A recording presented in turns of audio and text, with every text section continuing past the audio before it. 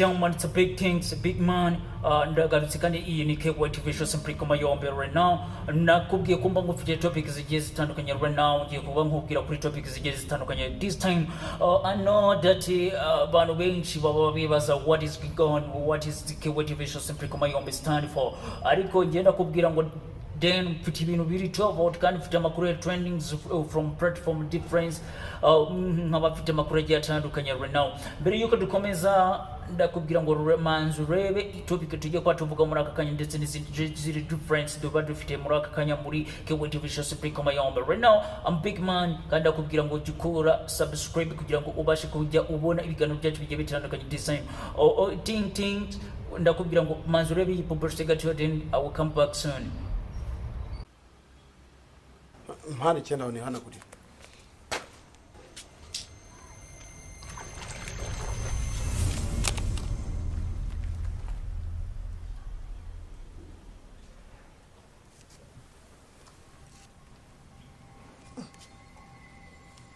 Gute ibi ni ibiki wabikuye? Twagiye ku kigo cy'urubyiruko bari kutwigisha ubuzima bw'imyororokere nuko twakindi cyo cya sida niho nagakuye n'ukuri. Fukama hasi vuba vuba. Gira vuba basi. Dasi. Karame. Inda hano. Urabona aho umukobwa wageze? Ibi ni ibiki? Sobanuri. Udukingirizo se? Niko umwana muto gutya atunga udukingirizo gute ubizi ugacece kuri nyina. Sobanurira se. Uyu mwana uramurenganya pe. Nawe ntakwiriye kwishora mu mibonano mpuzabitsina nawe arabizi. Ko narabimwigishije ariko ugomba kumenya ko hanze ahangaha hari ibishuko byinshi. Nabonye asigaye afitanye ubucuti bwa hato na hato n'udusore none se wa mugabo natamenya uko agomba kwirinda. Yirinda iki hanze ahangaha hari indwara nyinshi zandurira mu mibonano mpuzabitsina idakingiye ndazidateguwe tutibagiwe n'icyorezo cya sida cyugarije urubyiruko. Umva ifate urumva gate ugomba kwifata. Yego. Sibundi ko ne bantu hari sagara habaye. Nawe rwose umubyeyi ifashe. Umwana ungana gutyo atunga udukingiriza bindaya. Ibisiyo bari ibiki? None se so ubusambanye. Utungutu. Turinda indwara zandurira mu mibonano mpuzabitsina, turinda inda zitateguwe. Mureba kwa Karori. Kwa mwana waho ntiyasamye akanandura za ndwara nakubwiye. Iyo dukoresha nta kimwe kiba cyaramubayeho. Akira. Urumva nawe wa mwana we. Ntawe ugutumye kwishora mu mibonano mpuzabitsina ni amakosa ariko nibyanga uzibuka agakingirizo. Kwifata yakwifata ariko se n'ibinanira nabizajye akoresha agakingirizo.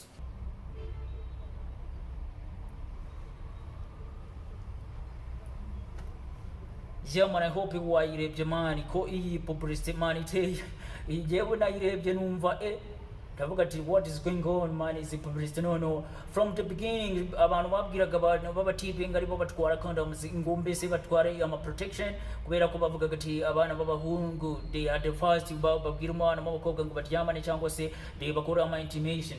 Gusa icyo maze kubona cyo kuri iyi mihanda ababyeyi bamaze gusobanukirwa what is going on kuko niba babwira umwana w'umukobwa ngo ugomba kwibuka kugikoresha ama condoms cyangwa se ukanayitwaza kubera ko bamaze kubona ko ibyo abana b'abakobwa bakora this day ni ibintu bidasanzwe kandi abana b'abakobwa ntabwo yabyemera. Aravuga ati njyewe ewana nta kintu nakoze kabisa, I swear on the name of God cyangwa se bagaswinga mu mazina ntaramenya neza this time. Bakavuga ati njyewe ntabwo nabikoze, nje ntabwo nabigenze gutya, njyewe ntabwo nje nsamba na I'm good n'ibindi byinshi. Gusa people abantu barahindutse kandi umwana w'umukobwa akora ibintu bigiye bitandukanye. That time niyo mpamvu ababyeyi barebye aravuga ati why not tutabwira umwana w'umukobwa ngo nawe get to our protection, which is good kubera ko protection right now umwana w'umukobwa yarakana gati njyewe na mabi njya nkora kabisa sweya wana agacumusara bakawusimbuka kawusota kabisa kavuga ati njenda usose nk'uri gukina kibariko. Ariko ugasanga nyuma y'iminsi by the days ugasanga umwana w'umukobwa afite akanyoni barakamutambitsa agahinja inda iwana yabaye yakajwika akabesha ati njyewe nanda mfite uko iminsi igenda yishuma the bad day ukajya ukabona ari gukora bya vomiting ugasanga abantu benshi bari kuvuga ati none umwana w'umukobwa ko yari yatubwiye ko atajya akora mu mabi atajya mu bintu by'ubudukungu tw'abasore iyi nda yayituye nani, ugasanga umwana w'umukobwa sometimes nani ugazi daddy uwo mwana which is bad, ugasanga ibintu ntabwo bimeze fresh kabisa. This time niyo mpamvu nkubwira ngo kuba iyi publicity ngiye yagiyeho yansekeje, ariko nanone hita mbona ko ababyeyi bamwe sometimes bazi kubibona ko ahisi iri kugana. Igihugu cyacu ntabwo kigukunda abantu bari kubyara abana, ugasanga abana ntabwo bakeneye kubarera, abana ni benshi, ugasanga bavuzi batazi badadi babo, ugasanga abana b'abakobwa barimo kwishura mu biyobyabwenge, bari kugenda bagakora ibintu which is bad, ugasanga ingeso zabaye mbi. Then ababyeyi barebye bati nidukomeza kubembekeza ibi bintu mani ntabwo biri kugenda neza fresh, urasanga abana b'abakobwa bacu bari kugenda biroha mu bintu by'ubusambanyi, kandi ni ibintu which is not half fact, ni ibintu ukora bitagira fact, ni ibintu bitagaragara ku maso ngo ubwire umuntu ati wowe gusambana wapi. Uko ushobora gukora ibyo bita mageza ukavuga ati uvuye gusambana wenda which is bigahurirana, ariko byabaga bigoye ko wabona umwana w'umukobwa ukavuga ati weho uvuye gusambana. Ariko uko iminsi yagendaga yigereka kugende wajyaga kubona ukabona factories zikwereka ko uyu mwana w'umukobwa yajyaga asambana, ugasanga yakuyemo inda. Ababyeyi rero barebye baravuga ati the game yahinduye ishusho, nitukomeza kujya tubembekeza abana bacu b'abakobwa then ibijama byinshi bigiye bitandukanye birabosha, cyangwa se nabo bakaba bafite ubushyuhe then bakagenda bagakora ibintu bitari protected, ugasanga ni ibintu bitagenze neza. Ariyo mpamvu ababyeyi nje mbona ko bakoze ibintu which is right, barebye bakavuga ati iki kintu tugikore kabisa to protecting abana bacu. Namwe abana bacu turabizi muri abantu basanzwe, muri no ntabwo muri robot, mugira ubushyuhe, mugira amaranga mutima, then mugira n'ibyiyumviro, then namwe mugomba gutwara mu protection which is a good idea kabisa. Respect to those parents, mwakoze ikintu gishoboka kuba tugabanyiriza ibintu byo gutangira kubona abana b'abakobwa yes bari kubyara abana batateganyijwe muri iyi vision. Iyi vision irasaba ko abantu kabisa barya gakeya bakabyara bakeya cyane, bakabasha kugira ngo babashe kuba basavaringa. Bitari ibyo then andi mahanga nations atandukanye aragenda dukorera ibintu which is not good, bakoresha ibyo bica Malthusian theory cyangwa se uburyo bwo gukora populations cyangwa se peoples bakabagabanya duniani. Niyo mpamvu rero umwana w'umukobwa ugiye kugikubita n'umutipe, then umutipe nazarenge atangiye kuzana ibintu byinshi byo kukuzana ibintu by'ubuyugwayi, then umubwira ati I have a protection, we can do anything, ariko ufite protection kandi I hope ko uri tayari kuba uyikoresha. Iki jamani cyangu kibwire ati I wanna go away, kubera ko cyaba kijye kugukurira ibibazo, kandi umubyeyi niba yaguteguriye akukana akakubwira ati mutundu ndagupfunyikira today, harimo na protection ntuyibagirwe. Cyangwa se ugasanga umubyeyi aragukorinze ati my baby girl wibuke try protection, kuko arabizi izuba riri hanze aha n'ibijama biri hanze aha wakwambikana kandi ibintu bikagenda bad. Niyo mpamvu nakoze analyze ndavuga ati was aba babyeyi usubu ntago baba wenda bakoze ibyo bita open the door ku bana b'abakobwa kugira bakora ibyo bita anti-mation cyangwa se ubusambanyi. Ako ndonya ndibaza navuga ati subwo n'ubundi umwana w'umukobwa ntabwo mu protecting muri ibi bintu which is a great idea. Ariko nanubu ndakibaza abantu baragenda baduheza ama comment cyangwa se ibitekerezo byanyu, we like turabikunda sana, kandi ntukajye uhesitatinga kuba watubwira what is going on cyangwa se icyo wiyumvamo which is twakoze cyaba cyiza cyangwa kitari cyiza what we can, cyangwa se icyo twakora tugahindura n'ibindi byinshi cyane. I like you guys. No ubwo ndavuga se abana b'abakobwa ubu barabakomoreye bagiye kujya bajya gusambana hirya no hino bakore ibintu bidakorwa, ariko nsanga mani ndimo kwishuka cyane kubera ko aba bana b'abakobwa nubwo habaga wenda kubashuka cyangwa se nabo bakumva wenda bafite ubushyuhe, sometimes you know that isiri kurushaho kugenda izana ibintu bigiye bitandukanye, ugasanga wamashutse then wanamuteye inda cyangwa se yarafite ubushyuhe then murabikoze ariko akuyemo inda which is bad risk. Ubwo rero kuba ababyeyi bafashe iyi initiative I like you so much, kuko iyi initiative iraza kuba wenda igabanya nubwo abana bakora ibyo bica ibintu byo wenda byo guhura bagahuza urugwiro then bagakora ibyo bintu bitemewe. Baby girl nkuko mubibona ntabwo byemewe nubwo mwabaye open ibintu byose ababyeyi bakababwira ati hakuna shida mukore byenye munapenda, ariko mwibuke ibintu ni icyaha gikomeye cyane. When you meet a God imana izaguhereza ibihano kandi byatari ibihano mani bazakubaninga live bazakubaninga uri muzima wowe kubera ibintu wagiye ukora bigiye bitandukanye kandi which is not good. Niyo mpamvu rero kuba abantu ababyeyi bavuze ati abana bacu reka tu opening doors, abana bacu nta kintu tubabujije, gusa mukore ibintu mutumie hakika kabisa, mutumie na kiakili. Lakini kuko abantu benshi usanga bapeti cyane cyane abana b'abakobwa ari babisengarame man, niba ari babisengarame ubusanga nyine ikintu cyose kirajaragamye, ikintu cyose kirajaragamye man, ntabwo ibyo bintu ari fresh. Abana b'abakobwa mwiyubahe kandi umutibe voice, ntabwo ari ngombwa ngo man umuramburira amaguru ntabwo ari ngombwa ngo umuramburira amaguru. Be serious nigga. Reka kumva akagasengesho gato kidogo, then I will come back soon. Bizakikire bizina rya Yesu, kigitsina kizakundwa n'umugabo mwizina rya Yesu Kristo, ntazagira umunsi numwe agiharurukwa mwizina rya Yesu Kristo. Nazareti azahora n'igikundira imbere y'umugabo we mwizina rya Yesu, azahora atonnye imbere y'umugabo we. Urakoze Mana, ndagushimye kandi Uwiteka Imana Nyiringabo azahora ugaragara Mana, azamutange ibendera ry'ubutsinzi abe ryo rizaba Mana, uzamubere byose uko umubyeyi Bikira Mariya wamubereye byose ibyo biza. Ewan man, iri sengesho mwaryumvije cyangwa ntabwo mwaryumvije? Man, iri sengesho riteye ubwoba, riteye ubwoba sana man. Barabwira umuntu ngo umugabo agomba gukunda iyo ball ya man. Ewan, I know that's abagabo benshi ra ball bazayigwaho, ewan ini ball abantu benshi bazagowe sana. Niyo mpamvu kuri ubu bitewe nuko wenda ibintu byabaye difference right now, ubusanga abantu benshi ntabwo bagishishikajwe n'aya amaball. That's why ubona ibintu babaye amagay, abandi babaye amalesbian, kubera ko sometimes gukora ama intimation ntabwo bikigezweho, ntabwo bikiri ibintu abantu benshi basigaye bihutira kujyamo.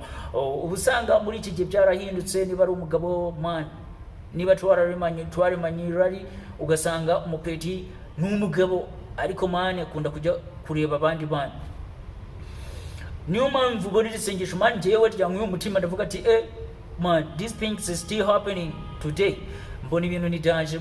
Niba umwana w'umukobwa bati wowe turasenga Imana sana ngizagufashe, umugabo wawe ukundi iyo ball then ntazayihage ntazagira ubuhe man, ari ikintu mwamwibagiwe no gusengera. Ariko this time kuko this time murozi urasanga umuntu w'umugore murabana mukabana mu nzu, ewana ugasanga ufite ubundi butipe nka 800 akunda sana ku ruhande, cyangwa se akazajya aguca inyuma, which happen even on the time of mugishakana. Ugasanga rimwe na rimwe ntabwo ari ibintu byiza fresh, kubera ko niba ukunze umukobwa cyangwa se ukunze umudamu wawe ariko ntabwo he respect iyo ball bavuga ngo you can like it, uzayikunde kugeza marazoti man, nagwa ikunda niko gufata ibiryo man ukabiteka bitagira ewana cyumvi, bitagira ikintu bitu umunyu, bitagira ikintu bita ikirungo tayari. Ibyo bitu nagwa wabirya biryoshye man uko byagenda gute. That's why no mpamvu umugore udafite respect nubwo yaba ari mwiza gute atubaho umugabo we, ntabwo ibintu byagenda fresh. That's why niba musengera umuntu sometimes nk'aya masengesho murajyamo, aya masengesho yanyu ya niba ture amasengesho tofauti mujyamo mbere yuko mukora mariage cyangwa se mukora wedding ceremonies, ubusanga ibyo babasengera byose ntabwo bibuka kubasengera kuzajya gujumanas. Sometimes byabaga kera ku bihe by'abashangazi, but this day ibintu by'aba tofauti biranatandukana cyane ku buryo umuntu asigaye asengera isengesho kama like this, nk'iri sengesho umaze kumva. Arakini ntabwo basengera ko yagombye kuba akwitaho akagukunda then nawe ugakunda those ball baba bari kuvuga ati uzazikunde ntuzazihage n'ibindi nk'ibyo ngibyo. Arakini abakobwa mumanze mujye mwiga kubaha abagabo banyu. Then the man, abagabo namwe mwigize nk'intare man, mukamwigiza abantu babasazi. This time ntabwo bikigezweho. Ukora ibintu byawe fresh, ukora ibintu neza kandi ukunda umugore wawe, niyo mpamvu uba wamushatse man. Amanika mwe namwe ubusanga yavuze ati wana, ugasanga afite abapeti benshi yajya byara n'abantu batandukanye, ugasanga buri mubego man ushaka kumwinjira mu maguru umurebe matako man umubebi wese atambutse ukoze kuba buno umubebi wese atambutse ukumva kwana ufite feelings urumva ushaka kujya kugerageza urebe what is going on there ushaka kwinjira mu burebe ngo hasa gute n'umukara ese bimeze gute ndashaka trying ibyo binaga ari fresh abagabo muteye guco ibipeti byinshi mu busanga mufite abapeti benshi mwaragiye murabyara mu muhanda bagenda ukaza marine man uribaza naba yarakuze akagura street tuzahura niki kubera man ibintu wakoze. That's why mureke kubyaragura abana benshi ku bantu bari introvert byara abana bawe then ubabyana n'uwo ushaka umwe mu moja then harabaye na trick wenda ukabyara umwana ku ruhande man menyesha umudamu wawe before abyakire mu bane cyangwa se umupeti wawe uje kumuza mu geti madam dore uyu mupeti n'uwanje na mubyeyi kera by trying ako I wanna be I swear I will not do that again umuguru wa mubane fresh kandi mubane nice. That's what we are here kubera ko tuba twazana amakuru ari trendings from different platforms zo mu Rwanda ndetse na beyond tukubwira ngo akakanya hejuru irimo gucumba man kuvaho paka yaterejemo ibigo byinshi bya leta bigomba kugenda bigira abantu baruzinga their job of course kubera ko bagiye bacunga neza imari teri yabo bayicunga nabi ibyabo bayicunga neza fresh.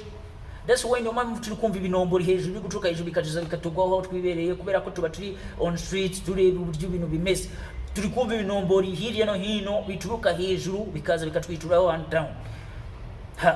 Muri aka kanya twabonye igipapuro gisa n'umuhondo mani nka bya bindi bimeze nk'ibibirote byo muri 90 kiza cyanditseho ngo Clear Kamanzi ni mu bigori cyangwa se n'abandi bakurikiranye baba bamusindinza mu bigori mani uyu mudamu nawe yarasurvivinze igihe kinini cyane kuko yarakoze muri RDB imyaka ibaye myinshi kabisa hope zakabakabaga muri 15 gutyo kubera aba bantu kera uziko bari abantu bakomeye byatari kubera ko no mu mashuri rimwe na rimwe hari ibyo wiga ugasanga barakubaje ngo ninde ukuriye ministeri runaka.